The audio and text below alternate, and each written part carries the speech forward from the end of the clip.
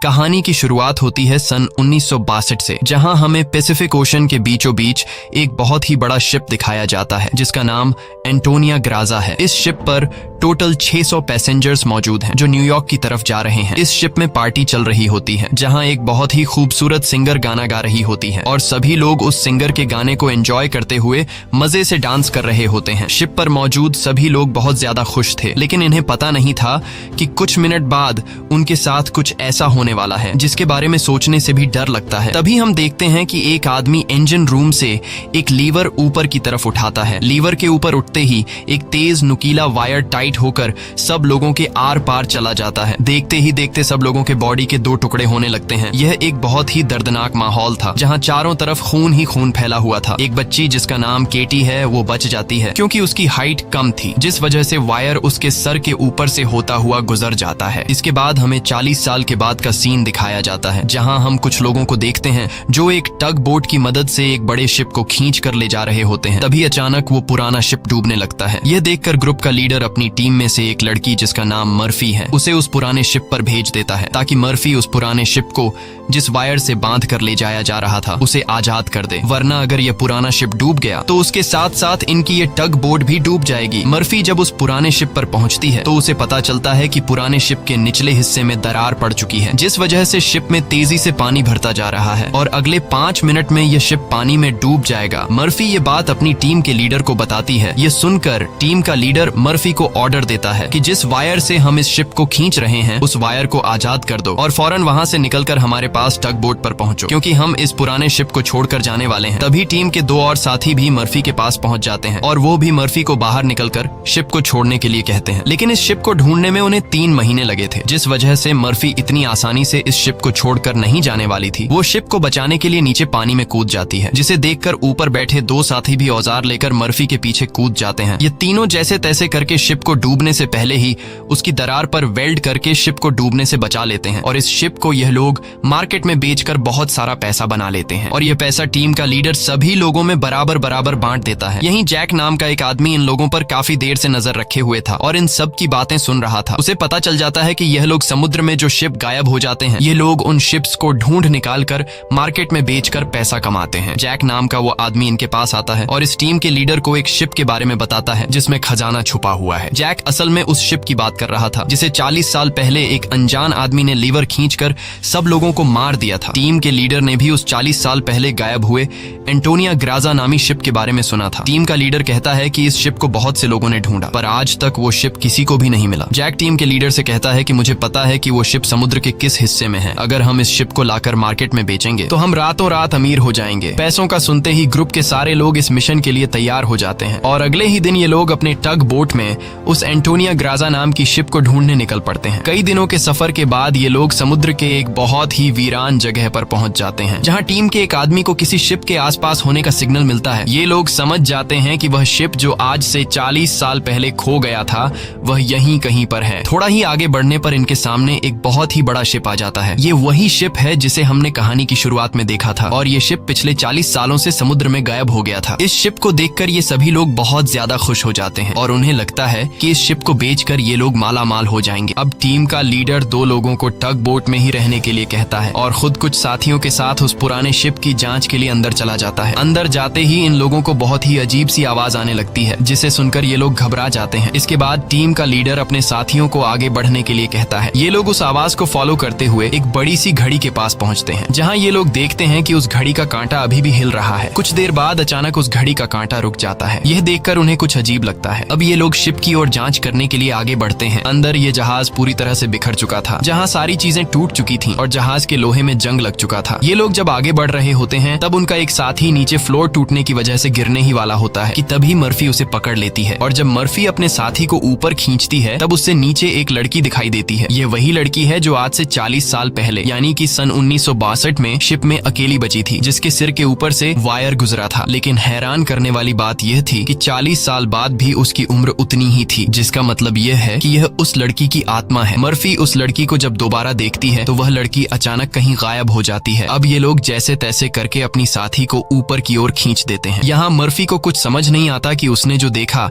वह सच था या फिर कोई वहम, लेकिन यह सब देखकर मर्फी बहुत ज्यादा डर जाती है। अब यह शिप बहुत ही ज्यादा ज्यादा बड़ा था, इसलिए ये लोग इसे और एक्सप्लोर करने लगते हैं और चलते चलते शिप के मेन कैबिन तक पहुंच जाते हैं, जहां जांच करते हुए उन्हें एक डिजिटल वॉच मिलती है। ये देखकर ये लोग कंफ्यूज्ड हो जाते हैं, क्योंकि आज से 40 साल पहले इस तरह की डिजिटल वॉच नहीं हुआ करती थी। और इस वॉच को देखकर ये लोग समझ जाते हैं कि जरूर हमसे पहले भी यहाँ कुछ लोग आ चुके हैं। इसके बाद ये सब वापस अपने टग बोट पर आते हैं और टीम का लीडर डिसाइड करता है कि अगले दिन हम इस शिप को टग बोट से बांध कर ले जाएंगे। अगली सुबह उन्हें पता चलता है कि शिप में एक बहुत बड़ा होल है, जिसकी वजह से धीरे धीरे शिप पानी में डूब रहा है। टीम का लीडर कहता है कि इस हालत में शिप को टग बोट से बांध कर ले जाना नामुमकिन है, क्योंकि शिप में ढेर सारा पानी जमा हो चुका है। पानी की वजह से शिप का वजन कई गुना बढ़ चुका है, इसीलिए इस पुराने शिप को टग बोट से बांध कर ले जाना एक बेवकूफी होगी। अब ये लोग डिसाइड करते हैं कि पहले हम शिप के होल को वेल्ड करके बंद करेंगे और फिर शिप के अंदर मौजूद सारा पानी निकाल कर इसे टग बोट से बांध कर ले जाएंगे। कैप्टन की बात सबको ठीक लगती है, जिसके बाद ये सभी अपने अपने काम पर लग जाते हैं। कुछ साथी शिप के होल को रिपेयर करने में लग जाते हैं और कुछ शिप के अंदर मौजूद खजाना ढूंढने में लग जाते हैं। मर्फी खजाने की जांच में आगे बढ़ते हुए एक स्विमिंग पूल के पास पहुंचती है। स्विमिंग पूल को देखकर वह हैरान रह जाती है, क्योंकि स्विमिंग पूल पर ढेर सारे गोलियों के निशान थे। अब वह स्विमिंग पूल से जब ऊपर की तरफ आ रही होती है,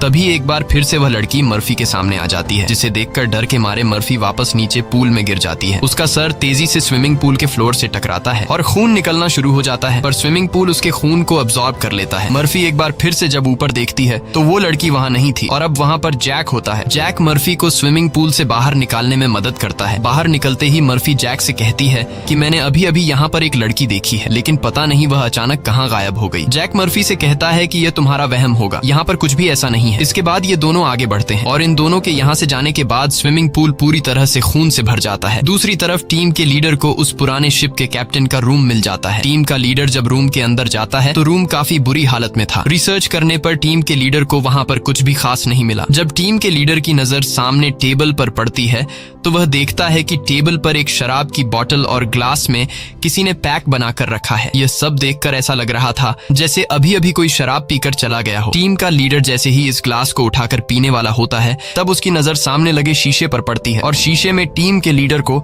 इस पुराने शिप का कैप्टन दिखाई देता है। यह देखकर टीम का लीडर बहुत ज्यादा डर जाता है और उसके हाथ से शराब की ग्लास गिरकर टूट जाती है और टीम का लीडर डर के मारे वहां से निकल जाता है। इस शिप पर सभी के साथ अजीबोगरीब इंसिडेंट्स हो रहे थे। टीम का एक साथी जिसका नाम मार्क है, उसे इस शिप पर किसी लेडी सिंगर के गाने की आवाज सुनाई देने लगती है। वह उस आवाज को फॉलो करते हुए शिप के ग्राउंड एरिया में पहुंच जाता है, जहां पर वह लेडी सिंगर भी मौजूद होती है। ये वही सिंगर थी जिसे हमने कहानी की शुरुआत में देखा था। दूसरी तरफ मर्फी और जैक आगे बढ़ते हुए लॉन्ड्री रूम से बाहर जाने वाले गेट को जैसे ही खोलते हैं, तभी अंदर जमा हुआ सारा पानी उनके ऊपर आ जाता है, जिसमें कई सारे लोगों की डेड बॉडीज थी। मर्फी और जैक डर के मारे वहां से आगे बढ़ने लगते हैं। आगे बढ़ते हुए उनके सामने एक कैबिन का दरवाजा खुलता है। अंदर जाने पर जैक को एक बहुत ही लग्जरी कार मिलती है, जिसे देखकर वह बहुत खुश होता है, पर मर्फी को यहाँ कुछ गड़बड़ महसूस होता है, इसलिए वह जल्दी ही यहाँ से निकलना चाहती थी। तभी एक दूसरे रूम से उन्हें कुछ हिलता हुआ नजर आता है। जब ये दोनों उस चीज के करीब आते हैं और उसके ऊपर रखा हुआ सामान हटाकर देखते हैं,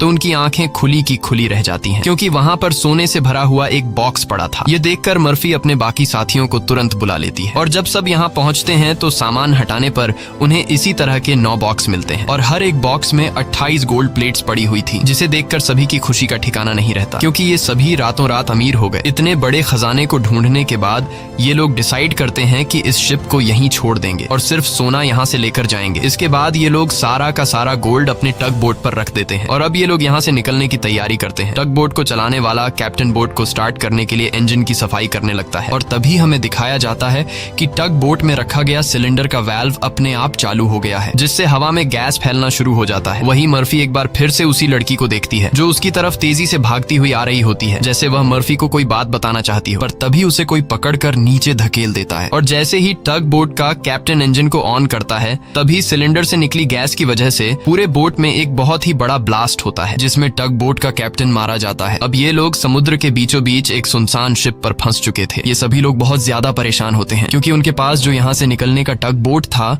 वह वह पूरी तरह से तबाह हो चुका था। इनका एक साथी जिसका नाम मार्क है, वो अपनी गर्लफ्रेंड की फोटो देखकर बहुत ज्यादा परेशान हो जाता है, क्योंकि 2 हफ्ते बाद उनकी शादी होने वाली थी और अब उसे लगता है कि वह कभी भी यहाँ इस शिप से बचकर नहीं जा पाएगा। परेशानी में मार्क वहाँ रखी कई साल पुरानी शराब पीने लगता है। दूसरी तरफ मर्फी भी कंफ्यूज्ड होती है कि उसे बार बार वह लड़की क्यों दिखाई दे रही है। इसीलिए मर्फी उस लड़की के बारे में जानने की कोशिश करती है। वह शिप के डेटा में पैसेंजर्स के नाम चेक करती है, जिससे उसे पता चल जाता है कि जो लड़की उसे दिखाई दे रही है उसका नाम केटी है। रिसर्च करते हुए वह केटी के रूम तक पहुंच जाती है, जहां अलमारी का दरवाजा खोलते हुए उसे केटी का ढांचा मिल जाता है, जिसे देखकर मर्फी बहुत ज्यादा डर जाती है। फिर जैसे तैसे करके मर्फी खुद को संभालती है और उस ढांचे के गले में लटके लॉकेट को उतार कर देखती है, जिसमें उस छोटी लड़की के पेरेंट्स की फोटो थी जो उसके पीछे ही खड़ी थी। उसे देखकर मर्फी को एक जोरदार झटका लगता है। केटी कहती है कि वह लॉकेट बंद मत करना, क्योंकि बहुत साल बाद मैं अपने मॉम डैड को देख रही हूँ। मर्फी को अब भी यकीन नहीं हो रहा था कि वो एक मरी हुई लड़की से बात कर रही है, पर जब वह लॉकेट को केटी के हाथ में देने लगती है तो लॉकेट केटी के हाथ से आर पार चला जाता है और अब जाकर मर्फी को यकीन हुआ कि यह लड़की कोई इंसान नहीं बल्कि एक आत्मा है। केटी मर्फी को बताती है कि इस शिप पर और भी कई सारे लोगों की आत्मा कैद है और तब तक यह सोल यहाँ से आजाद नहीं हो सकती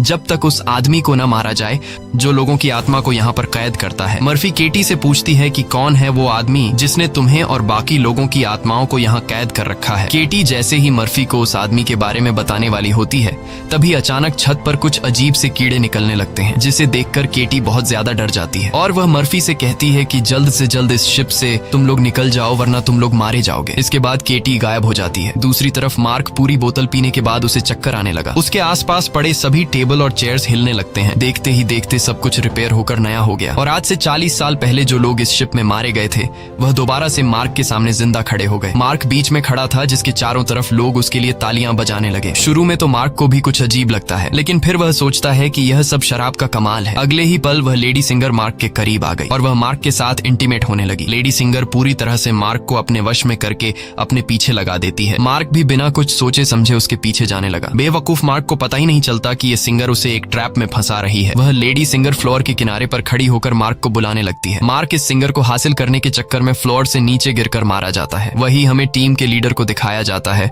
जो इस पुराने शिप के कैप्टन के रूम में बैठा होता है। तभी वह देखता है कि शराब की बोतल अपने आप ही सरकने लगी। कुछ देर बाद उसके सामने इसी शिप के कैप्टन की आत्मा आ जाती है। यह देखकर टीम का लीडर काफी ज्यादा घबरा जाता है। तब शिप का कैप्टन उसे ग्लास में शराब डालकर पीने के लिए देता है। साथ ही वह उसे फोटो देता है जिसमें एक शिप होता है जिसका नाम लोरली है। कैप्टन बताता है कि आज से कई साल पहले हमारे पास एक आदमी आया था जिसने हमें लोरली शिप के बारे में बताया। उसने कहा कि लोरेलाई शिप में बहुत ही बड़ा खजाना छुपा हुआ है। जब हमने लोरेलाई शिप को रेस्क्यू किया तब हमें सच में वो सारा खजाना मिला। कैप्टन टीम के लीडर को एक दूसरी फोटो दिखाते हुए कहता है कि ये वो आदमी है जिसने हमें लोरेलाई शिप का बताया था। टीम का लीडर उस आदमी की फोटो देखकर उसके गले में सांसें अटक जाती हैं, क्योंकि वह आदमी कोई और नहीं बल्कि जैक था और यह फोटो 40 साल पुरानी थी। 40 साल गुजरने के बाद आज भी उसके उम्र में कोई बदलाव नहीं हुआ। वह फोटो में बिल्कुल वैसा ही दिख रहा था जैसे 40 साल पहले दिखता था। अब टीम का लीडर समझ जाता है कि जैक कोई इंसान नहीं बल्कि एक भूत है। ये सब समझते ही टीम का लीडर जल्द ही अपनी टीम को इस शिप से निकालना चाहता था। वह जल्दी से अपने साथियों को ढूंढने लगता है, पर तभी उसके सामने उसका वही साथी आ जाता है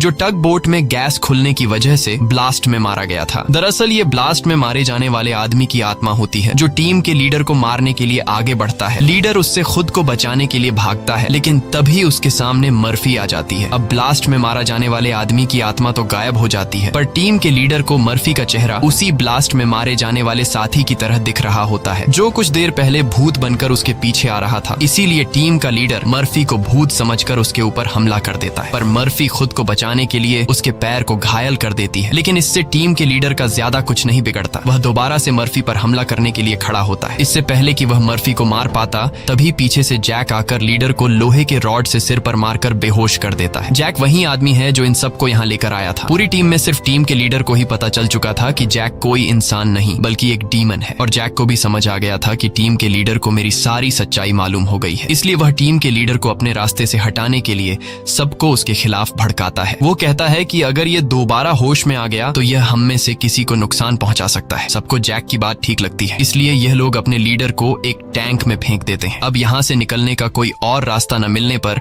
यह लोग प्लान के मुताबिक शिप को रिपेयर करने के काम में लग जाते हैं। जल्द ही शिप में जिस सुरंग से पानी अंदर आ रहा था उस सुरंग को यह लोग वेल्ड कर देते हैं और पंप के जरिए जहाज के अंदर जमा हुआ पानी बाहर निकालने लगते हैं। मर्फी देखती है कि उनका एक साथी जिसका नाम मार्क है वो कहीं भी नहीं दिखाई दे रहा, इसलिए मर्फी उसे ढूंढने निकल पड़ती है। तभी उसके सामने उस लड़की की आत्मा एक बार फिर से आ जाती है जो उसे दिखाती है कि तुम जिस आदमी को ढूंढ रही हो वह मर चुका है। यह मार्क होता है जो लेडी सिंगर को पाने के चक्कर में मारा गया। और अब यह लड़की मर्फी के कंधे पर हाथ रखकर उसे 1962 की उस रात में ले जाती है जहां यह सारा इंसिडेंट हुआ था, जब सबके सब शिप में मारे गए थे। उस रात शिप पर मौजूद सभी लोगों को बहुत ही बेरहमी से मारा गया था और यह सब एक ग्रुप कर रहा था जिसका मकसद था इस शिप पर मौजूद सारा गोल्ड चुराना। इन लोगों ने कुछ लोगों को खाने में जहर मिलाकर मार डाला, कुछ लोगों को वायर से काटकर उनके 2 टुकड़े कर दिए और कुछ को गोलियों से छलनी कर दिया गया। इनके कहर से केटी भी नहीं बच पाई। उन्होंने केटी को उसके रूम में ले जाकर फांसी पर लटका दिया। इन सब के पीछे थी वही लेडी सिंगर जिसने गोल्ड लूटने के लिए यह पूरा प्लान बनाया था और अपने लोगों की मदद से उसने शिप पर मौजूद सभी लोगों को मार डाला। अब सारा गोल्ड उनके कब्जे में था। शिप का ऑफिसर भी लेडी सिंगर से मिला हुआ था। लेडी सिंगर के एक इशारे पर वह अपने ही साथियों को मार देता है, लेकिन जैसे ही वह मुड़ता है लेडी सिंगर उसे भी गोली मार देती है। लेडी सिंगर को लगता है कि सारा गोल्ड अब उसी का हो चुका है क्योंकि शिप पर मौजूद सभी लोग मारे जा चुके थे। लेकिन यही एंट्री होती है एक ऐसे आदमी की जो इस पूरे गेम का मास्टरमाइंड था और वह लोहे की चेन से लेडी सिंगर को लटकाकर मार देता है। मर्फी केटी की मदद से ये सब देख रही होती है और तभी वह इस गेम के मास्टरमाइंड को भी देख लेती है, जिसे देखकर मर्फी शॉक हो जाती है क्योंकि वो आदमी कोई और नहीं बल्कि जैक है जो इन्हें गोल्ड का लालच देकर यहाँ पर लेकर आया। क्योंकि शिप में छेद हो चुका था और शिप धीरे धीरे पानी में डूब रही थी, इसलिए शिप को बचाने के लिए कुछ ऐसे लोगों की जरूरत थी जो शिप को डूबने से बचा सके। इसलिए जैक ने चालाकी से इन्हें यहाँ लाया। अब शिप पूरी तरह से ठीक हो चुकी थी, इसलिए जैक को अब इन लोगों की कोई जरूरत नहीं थी और अब वह इन सबको भी मार देगा। यह सब समझते ही मर्फी को याद आता है कि हमने जैक की बातों में आकर अपने लीडर को टैंक में बंद कर दिया था। अब मर्फी अपने लीडर की जान बचाने के लिए उसके पास दौड़ कर जाती है, लेकिन अब टैंक में पानी भरने की वजह से लीडर की मौत हो गई होती है। मर्फी अपने लीडर को बचाने के लिए टैंक का कांच तोड़ने की कोशिश करती है, पर टैंक का कांच बहुत ही मजबूत था, इसलिए लाख कोशिश करने के बावजूद भी लीडर को बचा नहीं पाती। इसके बाद मर्फी अपने एक साथी के पास आती है जिसका नाम डॉज है। मर्फी डॉज को जैक की सारी सच्चाई बता देती है और कहती है कि जैक तुम्हें जहां भी नजर आए उसे शूट कर दो, मैं अपने एक और साथी को ढूंढने जा रही हूँ। मर्फी के जाने के कुछ देर बाद जैक डॉज के सामने आ जाता है, जिसे मर्फी ने कहा था कि जैक जहां भी नजर आए उसे शूट कर दो। डॉज जैक से कहता है कि यहीं पर खड़े रहो और अपनी जगह से हिलना मत। ये सुनकर जैक समझ जाता है कि मर्फी ने इसे मेरी सारी सच्चाई बता दी है। तब जैक डॉज को बातों में उलझाकर डॉज से बंदूक छीनने की कोशिश करता है, लेकिन डॉज जैक की होशियारी समझ जाता है और वो फौरन जैक पर बंदूक की गोली चला देता है, जिससे जैक दूर जा गिरता है। जिसके बाद डॉज जैक के पास आता है और देखता है कि जैक मारा जा चुका है। यह देखकर डॉज वहां से चला जाता है, लेकिन हम देखते हैं कि जैक अभी भी मरा नहीं है। दूसरी तरफ मर्फी अपने जिस साथी को ढूंढने गई थी, मर्फी को पता चल जाता है कि वो पानी में मारा गया है। अब डॉज के अलावा मर्फी के सारे साथी मारे जा चुके थे, इसलिए मर्फी डिसाइड करती है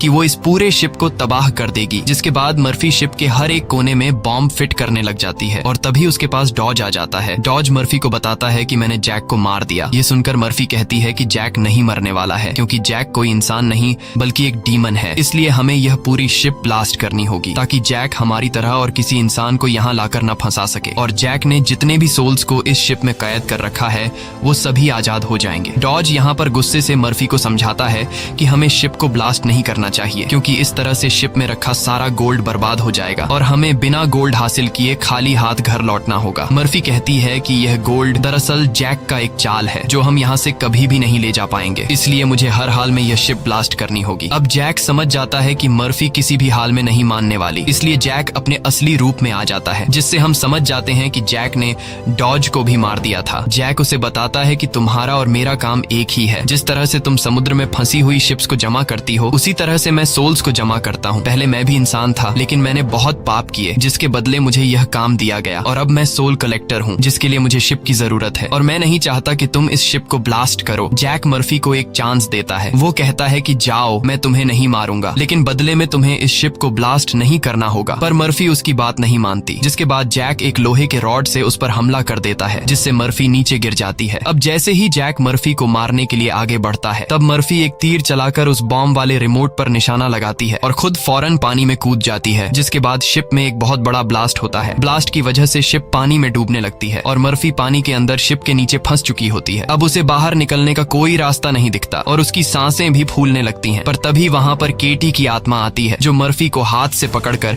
ऊपर का रास्ता दिखाती है। तब मर्फी देखती है कि जैक ने जितने भी सोल्स को कैद कर रखा था, वो सभी सोल्स आजाद हो गई हैं। मर्फी बड़ी मुश्किल से ऊपर सरफेस पर आ जाती है और वो देखती है कि शिप में जितने भी सोल्स थे वो सब अपनी असली दुनिया में जाने लगे हैं। दरअसल यहाँ जितने भी सोल्स थे वो सभी जैक के गुलाम थे। सिर्फ केटी की सोल उसकी गुलाम नहीं बन पाई, क्योंकि केटी की सोल पवित्र थी, जिस वजह से जैक उस पर ज्यादा कंट्रोल नहीं कर पा रहा था। इसीलिए केटी की सोल बार बार मर्फी की मदद कर रही थी। यहाँ मर्फी एक बॉक्स के सहारे समुद्र में तैरती रहती है और तभी वो एक शिप तक पहुंच जाती है, जो शिप उसे रेस्क्यू कर लेता है। जब उसे पोर्ट पर लाया जाता है तो वह अपनी एम्बुलेंस से देखती है कि जैक अभी भी जिंदा है और शिप का जितना भी गोल्ड था वो उस गोल्ड को एक दूसरे शिप में ट्रांसफर कर रहा है, ताकि उस गोल्ड के लालच में वो और भी लोगों को मार सके और उनकी आत्माओं को कैद कर सके। इसी के साथ ये कहानी खत्म हो जाती है।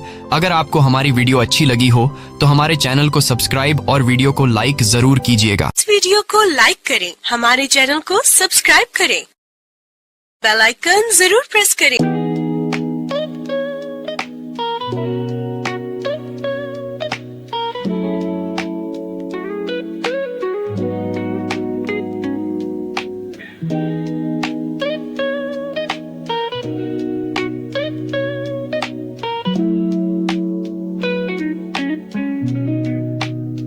The sun don't rush, but it still climbs.